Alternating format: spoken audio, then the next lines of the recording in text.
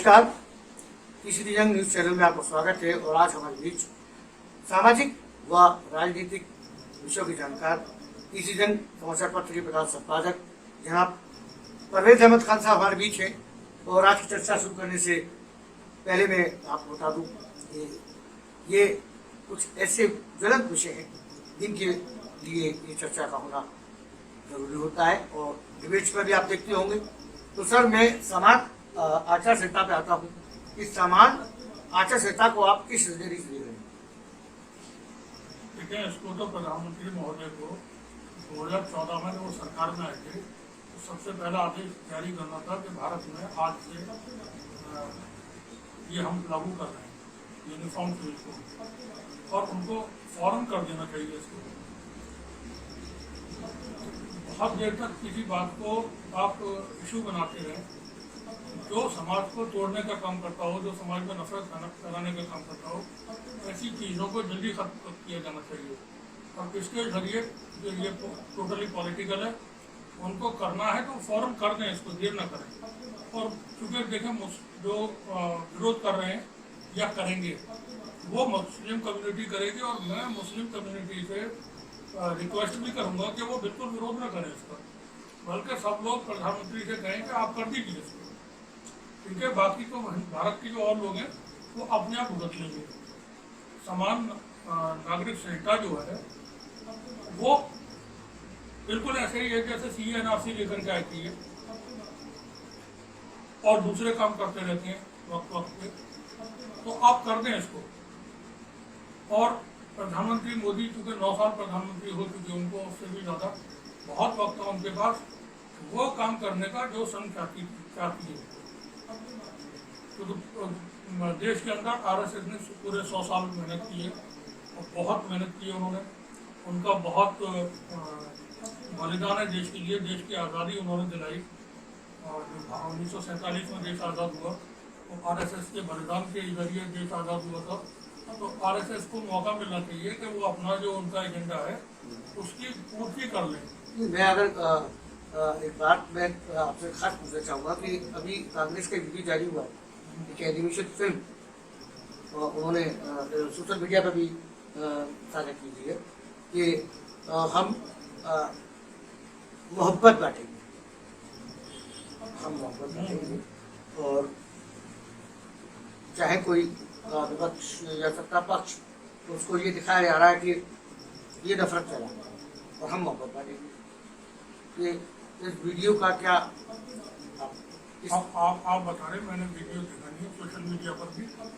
अगर कांग्रेस ने मोहब्बत की बात कही है, मोहब्बत कर तो कांग्रेस की नहीं, दुनिया का हर इंसान एक जबान जो सभी समझते हैं बहुत आसानी के साथ, वो मोहब्बत की जबान है। आप नफरत के जरिए जोड़ नहीं सकते लोगों को। जैसे ही आप प्यार के साथ किसी से बोलेंगे, चाहे वो आपका बड़ा हो, आपका बच्चा है, या आपके परिचित है, अपरिचित है, कोई भी है, आप जब उससे जबान शीरी से बोलेंगे, मीठी जबान से बोलेंगे, तो फिर आप में के दरमियान मोहब्बत बढ़ेगी जी। और समाज तो हमेशा से मोहब्बत से ही चलते रहे। जो जानवरों की भी समझ में आती है वो जबान मोहब्बत की है, तो इंसानों से भी बहुत मुख्तलिफ जी। तो वो जबान मोहब्बत की जो सबकी समझ में आती है। अब अगर कांग्रेस कहती है, जैसा कि राहुल गांधी जी ने भारत जोड़ो यात्रा के दौरान कहा था कि हम मोहब्बत की दुकान खोल रहे हैं जी, तो उनकी एक दुकान तो कर्नाटक में खुल गई है जी। 5 राज्यों में चुनाव और होने जा रहे हैं जी। बहुत हद तक उम्मीद है कि 5 राज्यों में कांग्रेस की मोहब्बत की दुकान और खुल जाएगी। और उसी से ये परेशान है फिलहाल, क्योंकि अभी हमें उम्मीद थी, जो भी देश के हालात को देख रहे हैं, जो मणिपुर को देख रहे हैं, तो हमको उम्मीद ये थी कि प्रधानमंत्री महोदय 5 दिन की विदेश यात्रा से वापस आने के बाद वो सीधा मणिपुर का रुख करेंगे, वहाँ जाएंगे। वैसे तो गृह मंत्री जा रहे हैं, वहाँ जाते रहे, और पार्टी के उनके अध्यक्ष भी JP नड्डा साहब, लेकिन हालात वहाँ के काबू में नहीं है। 50 दिन मणिपुर में हो चुके हैं, हिंसा होते हुए 100 से ज़्यादा लोग मारे जा चुके हैं। लाखों लोग पलायन कर चुके हैं, संपत्तियों का बहुत भारी नुकसान हुआ है। दो समाज वहाँ, दो समुदाय नहीं करेंगे बल्कि उसको दो कम्युनिटी कह सकते हैं, वो पूरी तरह से अलग हो गई है। जी एक अलग एडमिनिस्ट्रेशन की डिमांड कर रहे हैं, जिसमें खुद बीजेपी के अपने भी लोग शामिल हैं। वहाँ पर वहाँ की सरकार के ऊपर जो भारतीय जनता पार्टी की यही सरकार है, सरकार के अपने लोग भी भरोसा नहीं कर रहे हैं। जी वहाँ के जो नागरिक हैं वो भरोसा सरकार पर नहीं कर रहे हैं। तो जो भारत की सरकार के मुखिया हैं उनको जाना चाहिए था, उनको मणिपुर जाना चाहिए था। हम उनको मणिपुर में देखना चाह रहे थे, लेकिन मणिपुर में जाकर के वोटों के लिए सीधे पहुंचे मध्य प्रदेश। और वहां जाने के बाद उन्होंने शिगुफा छोड़ा समान नागरिक संहिता पर। तो मैं तो जैसा अभी आपसे कहा, मेरा मानना ये है कि प्रधानमंत्री महोदय को तत्काल एक विशेष उनको अध्यादेश जारी करके बादों पार्लियामेंट के में लेकर के जाएं और अब सदन से पास कराते रहें, क्योंकि अध्यादेश ला करके उसको फौरन लागू कर दें, ताकि ये मामला हमेशा के लिए खत्म हो जाए, जैसे राम मंदिर का खत्म हुआ। जैसे कि हमारे यहाँ गीत, देशभक्ति गीतों में भी आया है कि मजहब नहीं सिखाता, आपस में गया। तो हम पढ़ते चले आए हैं, हमें उन देशभक्ति गीतों को गाया बजाया भी जाता है 26 जनवरी 15 अगस्त पर। तो वो मैसेज करने का रहा जाता है कि मजहब नहीं सिखाता, आपस में गया रखना। हिंदी है, हम वतन है, ये बात है, ये चीज है, सिंबॉलिक रह रही है, प्रतीकात्मक। ठीक है, ये प्रतीकात्मक कैसे हो सकती है जो हमारे हिस्ट्री में है, जो हमारे सिलेबस में आ रहा है? हमारी हिस्ट्री बदली जाती है, बदल दी जाती है। आप देखेंगे सत्यमेव जयते लिखा होता है, और नीचे बैठा हुआ आदमी वहाँ सारे गलत काम कर रहा होता है। गांधी जी की तस्वीर लगी है और वहाँ आदमी झूठ बोल रहा है। राम, अभी फिल्म में बहुत छोटा सा उसका एक डायलॉग आपको मैं ध्यान दिलाऊंगा कि देश में गंगा बहती है। जी राज कपूर साहब उसमें एक जगह कहते हैं, गंगा की कसम खाके भी कोई झूठ बोल सकता है। जी, तो डायलॉग है। ये इंटीग्रिटी ये होती है, जो इंसान का जो मयार है ये होना चाहिए वैसे जी, कि गंगा की कसम खाके कोई झूठ कैसे बोल सकता है।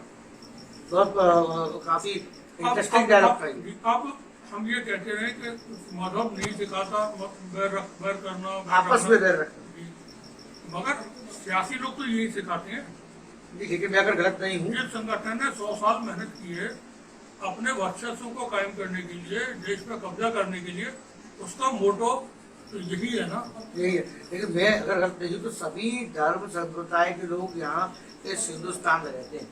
किसी 1 या 2 या 3 मजहबों के लोग यहाँ रहते हैं। ये देश सभी धर्म संप्रदायों का देश है, भारत देश। आपको मैं एक बात छोटी सी बता दूं, मॉस्को, जी, रूस की राजधानी मॉस्को में सिर्फ 5% लोग वहाँ के ओरिजिनल है। 95% दूसरे शहरों से या दूसरे देशों से आकर के बसे हुए लोग। आपने कभी नहीं सुना होगा कि ये विदेशी है, ये बाहरी है, इसको मारो, इसको पीटो और यहाँ से भगाओ। नहीं, कभी नहीं। भारत ऐसा देश है जहाँ दुनिया के हर धर्म के मानने वाले यहाँ मिलेंगे। दुनिया का हर तरीके का जो संगीत है वो भारत के अंदर है। हर तरह की गायकी दुनिया में भारत से पहुंची हुई है। ये एक तरह से सेंटर है सिविलाइजेशन का। अब इसको आपको जितना डिस्ट्रॉय करना है वो करिए, आपके पास पावर है, आप उसका यूज करें। हम तो कहते हैं आप यूज करिए, आप डिस्ट्रॉय करिए, उसको खत्म कर दें ये सब कुछ। क्योंकि देखें, अब जैसे मैं तो ये भी कहूँगा कि भारत प्रधानमंत्री मोदी ने 9 साल का वक्त खराब कर दिया। उनको भारत में मुसलमानों की राजनीतिक क्लियरेंस बिल को खत्म करना चाहिए थी। वोट का जो अधिकार है वो समाप्त करना चाहिए था। अभी भी 6-7-8 महीने का वक्त है उनके पास, कर देना चाहिए। फिर उनके पास 100% भारत में सिर्फ हिंदू रह जाएंगे। अब बीजेपी हिंदुओं की पार्टी है, तो 100 के 100% वोट उनको मिलेंगे। अगर आप ऐसा कह रहे हैं तो इसका मतलब कि जो अब्दुल हमीद और तमाम ऐसे लोग मुस्लिम जो कि इन्होंने कि देश को बहुत बड़ा योगदान किया, मिसाइल मैन अब्दुल कलाम जैसी शख्सियत या हुई है, तो क्या उनका योगदान नहीं था? भारत 2014 में आजाद हुआ। अशोक सिंघल स्वर्गवासी अशोक सिंघल साहब ने जब 2014 में प्रधानमंत्री नरेंद्र मोदी की सरकार हुई थी, उन्होंने कहा था भारत 1200 वर्ष की गुलामी के बाद अब आजाद हुआ है। भारत की सर्वश्रेष्ठ सबसे बड़ी अभिनेत्री कंगना रनावत, उन्होंने बयान दिया ट्विटर पे, वो मिलेगा आपको, कि भारत 2014 में आजाद हुआ है। 2014 से पहले तो भारत का कोई इतिहास है नहीं, न किसी का कोई योगदान नहीं। चंद्रशेखर आजाद हो, भगत सिंह हो, सुखदेव हो, अशफाकुल्ला खां है, अब्दुल हमीद है, गांधी जी है, या कोई और है, मौलाना अब्दुल कलाम आजाद है, कोई भी, ये इनका कोई योगदान नहीं है देश को, इनके निर्माण में या देश को आजाद कराने। ये तो हम इसको सही नहीं कर सकते, ट्वीट कहीं भी कर सकता है, वही तमाम लोग सोशल मीडिया जुड़े आप हुए। उन पर पाबंदी क्यों नहीं लगा रहे ऐसे लोगों पे? आप उनको एंडोर्स क्यों कर रहे हैं? कंगना रनावत के खिलाफ सरकार को कार्रवाई करना थी, उसको आप कार्रवाई करने के बजाय सिक्योरिटी दी। आप शायद भूल गए, भाई श्रेणी की उसके पास 8वीं, तो उसको आपने सिक्योरिटी है जी, आपने सिक्योरिटी दी। सेंट्रल गवर्नमेंट से दी। नुपुर शर्मा रसूलुल्लाह के खिलाफ टेलीविजन पे, नेशनल टेलीविजन पे बैठ के बकवास करती है। आप बोलते हैं फ्रिंज एलिमेंट है, आज तक उसकी गिरफ्तारी नहीं हुई। प्रवेश वर्मा टेलीविजन पे बोलते हैं मोहम्मद साहब के बारे में गलत सलत, आज तक प्रवेश वर्मा के खिलाफ कार्रवाई नहीं हुई। प्रवेश वर्मा अभी प्रधानमंत्री 2 देशों की यात्रा वापस लौटे, वहाँ मौजूद थे एयरपोर्ट पर रिसीव करने के लिए। आप एक तरफ अमेरिका में सवाल होता है, पूछा जाता है भारत में माइनॉरिटीज के साथ क्या हो रहा है, आप वहाँ पर भारत के लोकतंत्र की परिभाषा बताते हैं। आपको वहाँ बताना चाहिए था कि भारत में लिंचिंग नहीं हो रही है किसी के साथ भी, भारत में बुलडोजर के मकान नहीं तोड़े जा रहे हैं लोगों के, भारत में और तरीके का जो बांटने वाले काम है वो नहीं हो रहे हैं माइनॉरिटीज के साथ में, या ओबीसी के साथ में, या दलित के साथ में। आप ये कहना चाहते हैं 2014 के बाद जो भारत की तस्वीर पेश की गई है हिंदुस्तान में, कुछ और है, उससे पहले कुछ और थी? मैं ये सब ब्रिटिशर्स यहाँ से गए बंटवारे के बाद, भारत को कंगाल करके, दिल को खोखला करके, जहाँ दीवारों में सोने चांदी भी लगे हुए थे तो उन्होंने उसको बंटवा लिया था, बिल्कुल कंगाल छोड़ के गए थे। भारत ने धीरे धीरे काम हुए, तरक्की हुई और एक मकाम पे पहुंचा।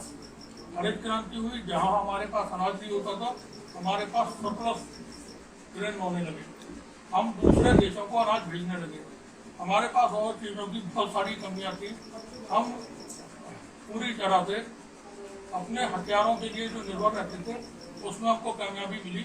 हमारे पास डिफेंस का बहुत मजबूत सिस्टम कायम हुआ, तो लोगों ने काम किया, मेहनत की है। जो सड़क पर खड़े होकर के मजदूरी करता है वो भी देश के निर्माण में सहयोगी है, भागीदार है।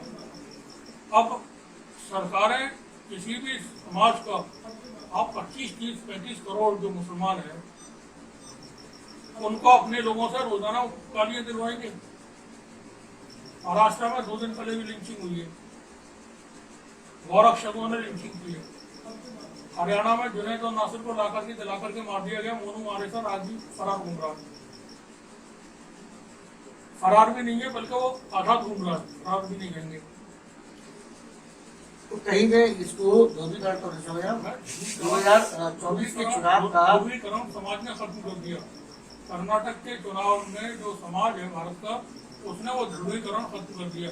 पॉलिटिकल एजेंडा जिनको अपना लागू करना है वो लागू कर लें सब कुछ। ये समाज में जो लोग हैं ना, वो अनाज खाते हैं, वो भी पढ़े लिखे लोग हैं, वो आप कोई प्रधानमंत्री नहीं है ऐसा भाव, सब कोई मिनिस्टर नहीं है, लेकिन वो सब सूझबूझ तो रखते हैं,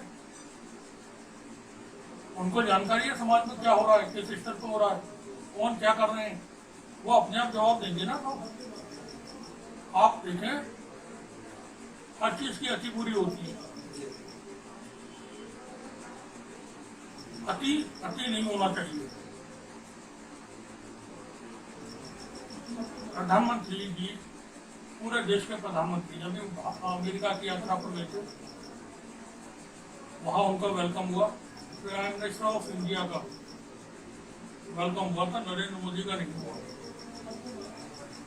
मेरी बात समझना, नरेंद्र मोदी साहब का कोई वेलकम वहाँ पर नहीं हुआ है, प्राइम मिनिस्टर ऑफ इंडिया का हुआ है।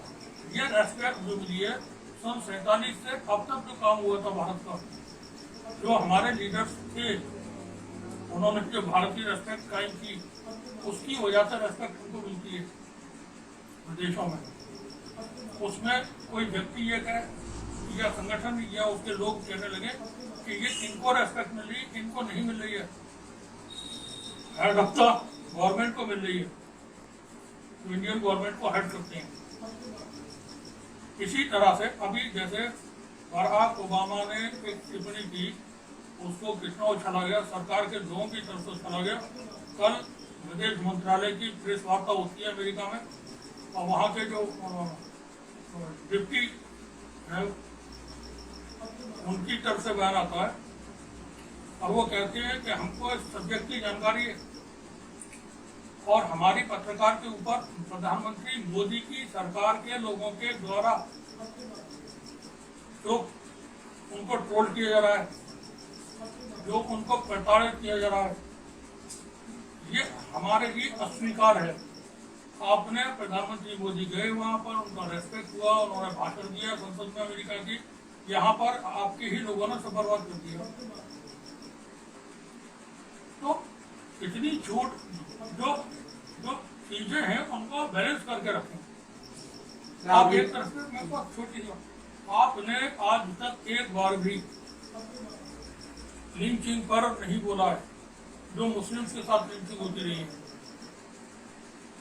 देखें, एक व्यक्ति भी अगर उसको कुछ भी होता है कहीं भी, उत्तर प्रदेश में होता है, केरल में होता है, बंगाल में, कहीं भी, उसका जिम्मेदार होता है देश का की सरकार का मुखिया और उस प्रदेश की सरकार का मुखिया। जिस तरह से माँ बाप को घर का जिम्मेदार बता दिया जाता है, कहा जाता है, तो वो होते हैं।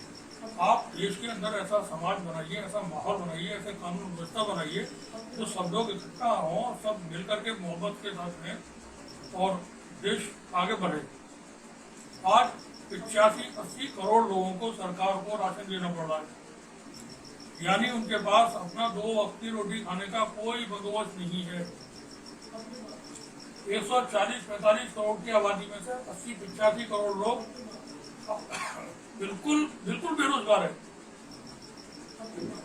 पढ़ा लिखा जो तबका है सब, उसके पास नौकरियां नहीं है, कोई काम धंधे नहीं है। कॉटेज इंडस्ट्री खत्म हो गई, रियल एस्टेट का कारोबार खत्म हो गया, जो छोटे कारखाने थे वो बंद हो गए।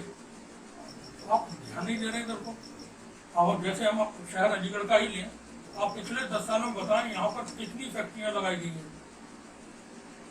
कितना यहाँ पर इन्वेस्टमेंट आया अलीगढ़ के अंदर गवर्नमेंट के लिए। सरकार को इसको ध्यान देना होगा। अरे आप जॉब क्रिएट नहीं करेंगे, आप एजुकेशन का स्टैंडर्ड नहीं बढ़ाएंगे, आप हेल्थ में वर्क नहीं करेंगे, आप कहेंगे मैं स्मार्ट सिटी बना रहे हैं, स्मार्ट सिटी की स्मार्ट सड़कों का कोई इशारा डालेगा क्या?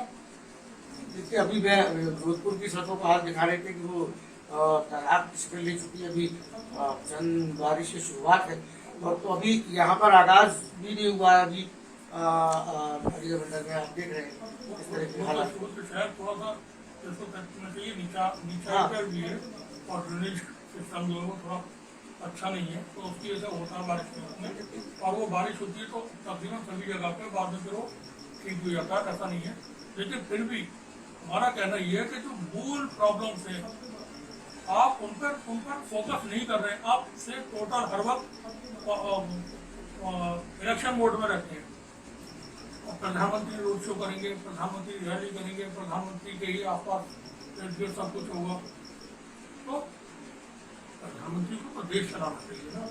आप जाइए चुनाव में, आप जा करके बताइए कि हमने 9 साल में हमने 200 नए शहर बसाने की बात कही थी, नए स्मार्ट सिटी बसाने के लिए कहा था। आपने कितने नए शहर बसाए? आपने कहा था हर सांसद एक गांव को गोद ले और वो आदर्श ग्राम बनाए। आपके आदर्श ग्राम कितने बनके तैयार हो चुके हैं? उसकी डॉक्यूमेंट्री वगैरह कुछ बनवा करके दिखवा लोगों को। आपने बिल्कुल शुरू में 2014 में ही कहा था। इस बार फास्ट ट्रैक कोर्ट बनाए जा रहे हैं। 1 साल के अंदर जितने भी आपराधिक छवि के राजनीतिक लोग हैं उन सबके फैसले हो जाएंगे और वो जेलों में होंगे। 9 साल के अंदर कितने फास्ट ट्रैक कोर्ट बना करके कितने आपराधिक जो राजनीतिक व्यक्ति हैं उनका अभी तक निस्तारण हुआ है, बताएं आप। अभी कई मुद्दों को अभी सरकार को ध्यान देना होगा। और जैसे कि आपने कहा स्मार्ट सिटी की बात जो रही थी, और स्मार्ट सिटी का सूरत हाल अलीगढ़ में किसी चुका नहीं है। विकास का कार्य अभी जारी है और कई एक काम अभी होने बाकी है, और उनमें अभी समय लग सकता है क्योंकि ये बड़ा प्रोजेक्ट है। और सबसे बड़ी बात तो ये है कि मोहब्बत का पैगाम एक ऐसा पैगाम है जो इंसानी नहीं जानवरों में भी, उनको भी उनमें भी बदलाव ला देता है। तो सरकार को सभी वर्गों का ध्यान, क्योंकि जनप्रति सबका होता है, एक जनप्रति सभी वर्गों का, सभी धर्मों का होता है, वो किसी एक वर्ग का नहीं रह सकता और उसके सभी वर्गों का समान अधिकार होता है। और आज इन्हीं सब विषयों पर हमारी चर्चा के बीच थे राजनीतिक सामाजिक विषयों के जानकार जवाब खान साहब आज की। और मैं आपको एक बात बता दूं कि इस तरह के जिस तरह मुद्दे हम लोग यहाँ आपके बीच रखते हैं, उनका उद्देश्य किसी वर्ग, धर्म, जाति के लोगों की भावनाओं को ठेस पहुँचाना नहीं होता, बल्कि उन ज्वलंत मुद्दों को बीच में लाना होता है जिनकी चर्चा में आवश्यकता होती है। कैमरामैन साथी के साथ मैं विशाल।